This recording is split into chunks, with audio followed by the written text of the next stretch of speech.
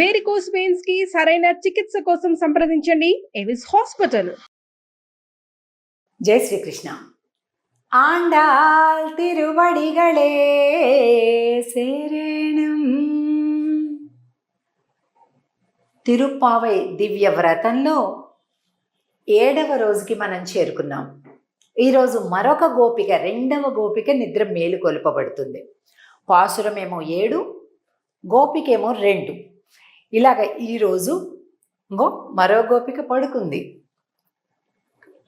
నీ కెట్టే కిడత్తియో అని పాసురంలో వస్తుంది. ఏమ్మా, మేము చెప్పేది వింటూ కూడా ఇంకా అలాగే పడుకుంటున్నావా ఏంటి అంటున్నారు. ఈరోజు పాసురం కీచు కీచుమని శబ్దం చేసే భారద్వాజ పక్షులను స్మరిస్తూ ఈ పాసురం ఉంటుంది. పాసురం చూద్దాం.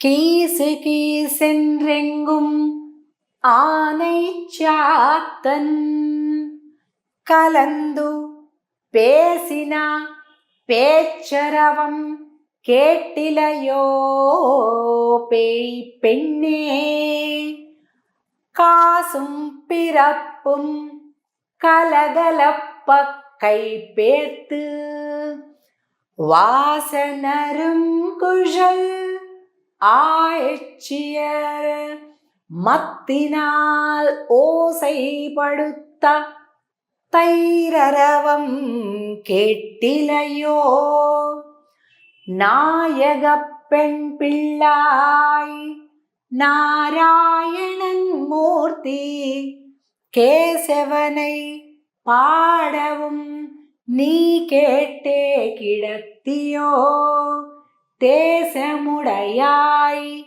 திரவு ఏలోరెంబావాయ్.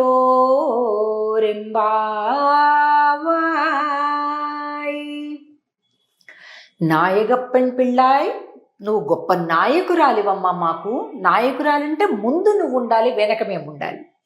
కానీ నువ్వే ఇంకా పడుకున్నావా? మేమంతా వచ్చేసాం, నువ్వు ఇంకా పడుకున్నావా అంటున్నారనమాట ఇక్కడ. కీసికి సెండ్రెంగు మానేచ్చాతన్ కలందు పేసిన పేచ్చరవం కెట్టిలయో పేయి పెండే అంటే, ఓ పిచ్చి పిల్ల, భారద్వాజ పక్షులను చూసావు? అవి ఒకదానితో ఒకటి కలిసి కిచకిచా కిచకిచా శబ్దం చేసుకుంటున్నాయి. ఇక్కడ చూసారా?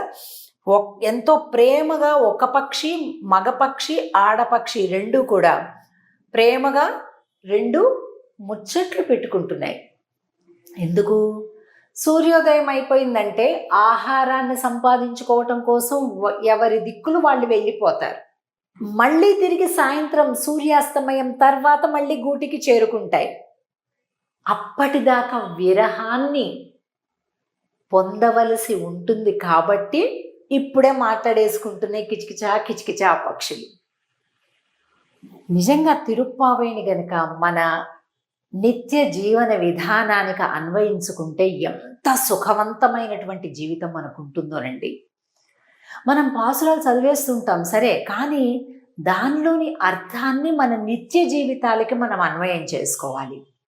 ఎలా అంటే, ఇప్పుడు చూడండి, మగపక్షి ఆడపక్షి వెళ్ళిపోతున్నాయి. వెళ్ళే ముందు ప్రేమగా మాట్లాడుకుంటున్నాయి. వెళ్ళినంతసేపు బయట ఏ పనులతో తిరిగినా ఆహార సంపాదన కోసం ఇక్కడ ఇంట్లో అంటే ఈ గూటిలో తన ఆడపక్షితోటి మాట్లాడినటువంటి చిక్కటి నవ్వుల మాటలను, ఆ కిచకిచలనే తలుచుకుంటూ ఉంటాయి. మనిషి చేస్తున్నాడా అలా? మనిషి ఉంటున్నాడా అంత శాంతంగా? లేదు. ఉన్నంతసేపు గొడవలాడుకోవటం, వెళ్ళిపోయాక కూలవ్వటం, మళ్ళా వచ్చి గొడవలాడుకోవటం. ఎంత తప్పండి! ఈ పక్షుల్ని చూసి మనం తెలుసుకోవాలి. ఇంట్లో కలిసి ఉన్న కాసేపు నవ్వుతూ చక్కగా కలిపి భోజనం చేయటం, కలిపి బ్రేక్ఫాస్ట్ తీసుకోవటం, కలిపి ఇంకొక ఆరాధన, భగవద్ ఆరాధన దగ్గర ఇద్దరు కలిపి కూర్చోవటం, ఇలాంటి ఒక దినచర్య మనకు ఉంటే ఎంత బాగుంటుంది కదండి. ఈ పక్షుల నుంచి మనం నేర్చుకోవాలి. ప్రధానంగా ఈ 7వ పాసురం నుంచి. కలందు పేసిన పేచు అరవం కెట్టిలయో. అమ్మ, ఆ రెండు కిచకిచా మాట్లాడుకుంటున్నాయి కదా, మరి మనం కూడా కృష్ణుడితోటి కలిపి కిచకిచా మాట్లాడుకోవద్దు? మనం కూడా ప్రేమని పంచుకోవద్దు? కేటిలయో విన్నావా లేదా అని అంటున్నారు. కాసుం పిరప్పుం కలగలప్ప కైపేర్తు வாசனருங்குழல் ஆய்ச்சியர் மத்தினால் ஓசைப்படுத்த தைரரவம் కేటిలయో పెண்ணే. అంతేకాదు ఆ నందవ్రజంలో అందరు పొద్దున్నే లేచి అగో ఈ వెన్న చిలకటం అవన్నీ పనులు పెట్టుకొని ఇలా ఇలా ఇలా చిలుకుతూ ఉన్నారు గోపెమ్మలు. తెల్లారిపోయింది. వాళ్ళ కొప్పులన్నీ కూడా విడిపోయి ఈ ఉండేటటువంటి పుష్పాలన్నీ కింద పడిపోయి ఇలా పరిమళాలన్నీ వ్యాపించాయి. ఇలాగా మజ్జిగ చిలుకుతుంటే ఈ గాజుల చప్పడి, మెళ్ళో పూసల దండలు, తాళిబొట్లు ఇవన్నీ ఇలా ఇలా కదులుతూ ఉన్నాయి. గట్టిగా ఉండే పెరుగులోకి కవ్వాన్ని దించి బలమంతా ఉపయోగించి చిలకాల్సి వస్తుంది. అంత గట్టి పెరుగులు ఉన్నాయంట మరి ఆ కాలంలో. ఆ మంచి పరిమళం, ఒక ఆహ్లాదకరమైనటువంటి వాతావరణం, వాసన, శబ్దాలు. అమ్మా అవన్నీ వినిపిస్తున్నాయి, తెల్లారిపోయింది, నువ్వు ఇంకా పడుకున్నావా అంటున్నారు. మత్తినాలోసై పడుత తైరరవం కేటిలయో కేశవనై పాడవం నీ కేటే కిడత్తియో.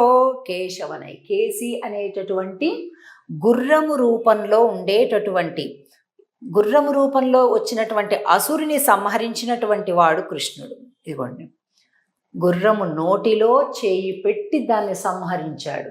అందుకని స్వామికి పేరు కేశవుడు అని. ఇక్కడ ఆ కేశవుడిని చూస్తున్నాం మనం. అలాంటి కేశవుడిని స్మరిద్దాం.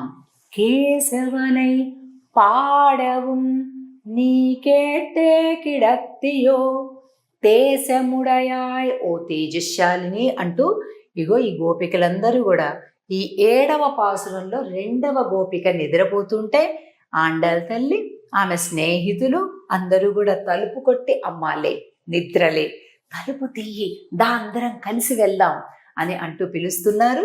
ఈ పాసురంలో 7వ పాసురంలో, ఈ పాసురంలో కూడా మరొక ఆళ్వార్లు, ఒక్కొక్క ఆచార్యులు ఒక్కొక్క రకమైన అన్వయాన్ని చెప్తారు. అంటే 6వ పాసురంలో పెరియాళ్వార్లు నిద్ర మేల్కొల్పబడ్డారు, 7వ పాసురంలో కులశేఖర ఆళ్వార్లు, ఇలా ఒక్కొక్క